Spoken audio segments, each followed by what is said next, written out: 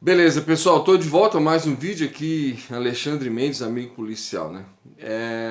A decisão do Donald Trump de atacar o Soleimani, né, com um ato cirúrgico. Você tá vendo aí a reportagem, né, da CNN e agora todas as televisões estão cobrindo, né, agora pela manhã, o funeral lá das vítimas, né, das pessoas que foram mortas lá no ataque, claro. Quando fala civis, né, o 02 que era o Soleimani, provavelmente guarda-costas, né, seguranças que são contabilizados, né, e outras pessoas que pudessem estar nas imediações. Mas o que eu queria discutir contigo não era nem a questão relativa ao ataque em si, porque o presidente Donald Trump, né, disse, né, que ele ordenou, né, na entrevista que ele deu, na coletiva que ele deu na Casa Branca, né, ele disse o seguinte: olha, eu ordenei na noite passada um ataque porque um terrorista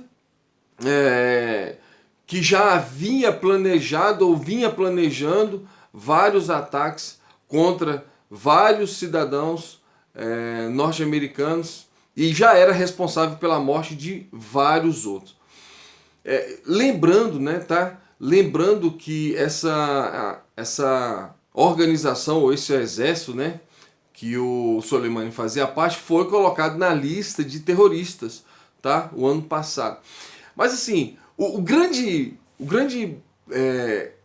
pensamento ou a narrativa que está sendo construída é em torno da decisão do Donald Trump. Lembrando, eu não sou analista político, mas o que eu posso dizer para você é o seguinte: o Donald Trump ele vinha com uma política de blefe. Você lembra que ele vinha com uma política de blefe, né? Olha, fogo e fúria numa determinada situação. Em relação à Coreia, eu até falei ontem, em relação à Coreia, fogo e fúria e tal, e vinha aquela coisa de tá sempre blefando, voltando atrás, né? No ataque que havia, um ataque que foi cancelado momentos antes, um ataque contra o próprio Irã, né, numa outra situação passada. Então ele resolveu cancelar de última hora aquele ataque.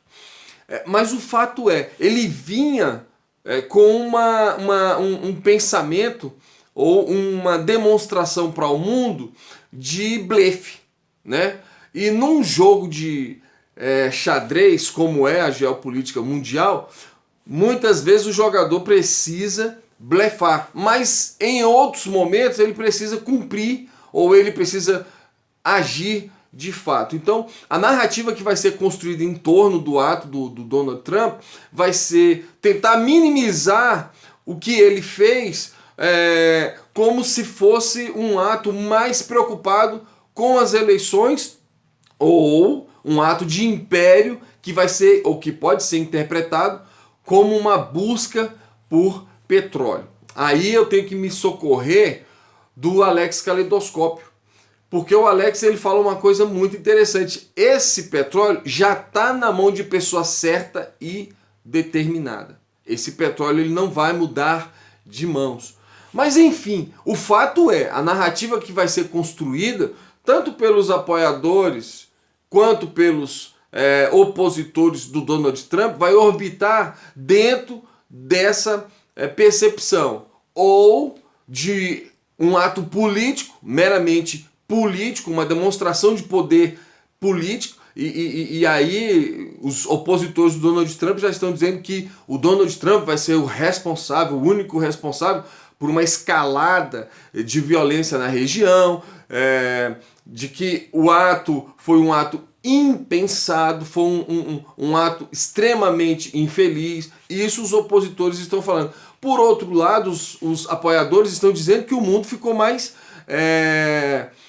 seguro depois da decisão do Donald Trump, porque se tratava de um chefe militar que orquestrava atos de terror dentro dessa questão, dentro dessa temática, né, da guerra assimétrica, né, dessa guerra mais levada para o lado também da guerrilha.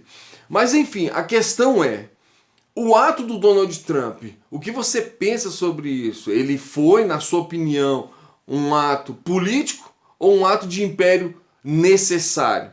Porque as pessoas vão dizer, não foi necessário, como eu acabei de dizer, os opositores vão dizer não foi necessário, e os apoiadores vão dizer foi extremamente necessário. O fato é, cara, o Donald Trump, ele moveu uma pedra nesse tabuleiro. Para quem antes apenas blefava dizendo,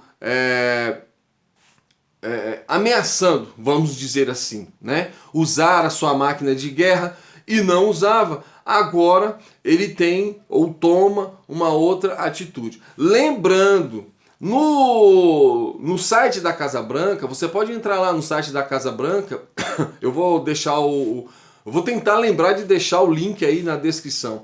Você tem uma mensagem de Natal e uma conversa online, né, via videoconferência entre o presidente Donald Trump e alguns generais e pessoas da Armada norte-americana, né, espalhados pelo mundo.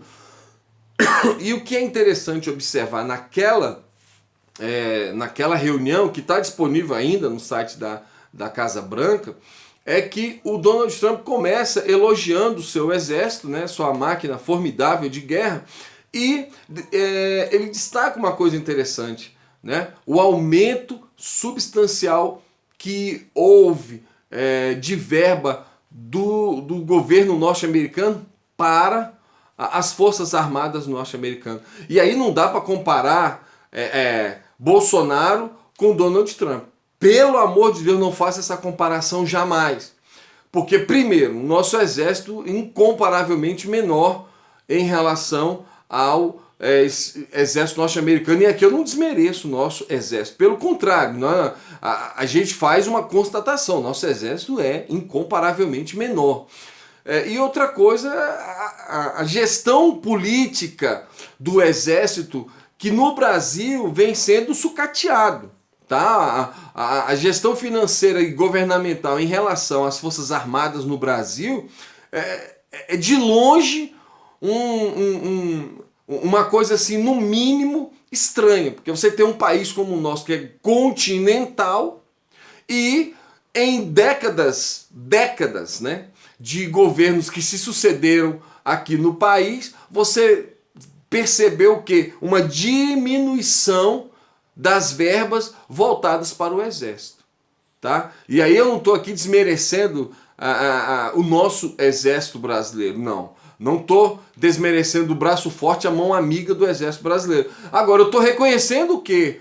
Que o nosso país não investe na nossa máquina de guerra. Mas, Alexandre, por que é interessante investir na máquina de guerra? Vamos tomar a frase, né,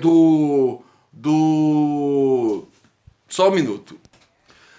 Uma situação aqui, por isso que eu tive que dar pausa, não vou nem editar o vídeo. Então você tem, em décadas aqui no Brasil, uma diminuição com o gasto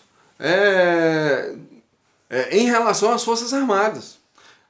A nossa máquina de guerra está sucateada e, além do mais, além de estar sucateada, ela vem sendo desvalorizada, né? E, inclusive, governo Bolsonaro, você viu aí que teve um corte de 40%. Você vê, é um contrassenso.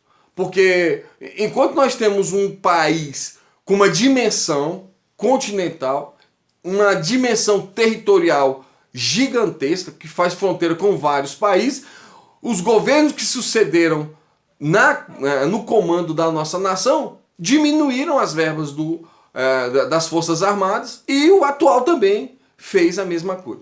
Mas o fato não dá para comparar Bolsonaro com Trump, por esses pontos, tá? A diferença entre os exércitos, a diferença de tratamento que o governo norte-americano dá para o seu exército e etc. Então o Donald Trump, nessa mensagem, ou nessa conversa, nesse bate-papo que ele faz, e está escrito lá no site da Casa Branca, você pode entrar e traduzir para o português e ler, fica claro que o presidente norte-americano e os Estados Unidos, eles valorizam a questão do exército. Claro, porque eles precisam, dada a projeção militar que eles têm no mundo. Ok? Então é isso. Mas o fato o Donald Trump tomou essa atitude do ponto de vista político, do uso político da sua máquina de guerra, voltando para a realidade do que nós estamos falando, ou o Donald Trump tomou uma atitude estratégica dentro do cenário desse combate ao terror que os Estados Unidos se impõem por ser, entre aspas, né, a polícia do mundo. É uma questão interessante, né? É uma questão interessante, relevante pensar sobre isso. Por quê? Porque agora as pessoas também estão defendendo o contra-ataque ou a revanche, né? E essa tem sido a expressão que os jornalistas têm usado. Como será, ou será que os Estados Unidos vão conseguir suportar, não é militarmente, mas é politicamente, porque o gasto vai ser político, porque nós estamos lá nos Estados Unidos num ano eleitoral. Então será que os Estados Unidos vão ser capazes de suportar, o Trump vai ser capaz de suportar o gasto político de uma revanche do Irã? Então são questões interessantes. Pessoal, aqui é Alexandre Mendes, amigo policial. Se inscreve no canal, o link do WhatsApp, no grupo do WhatsApp nosso está aí. E você compartilha esse vídeo se você achar legal. Valeu, pessoal!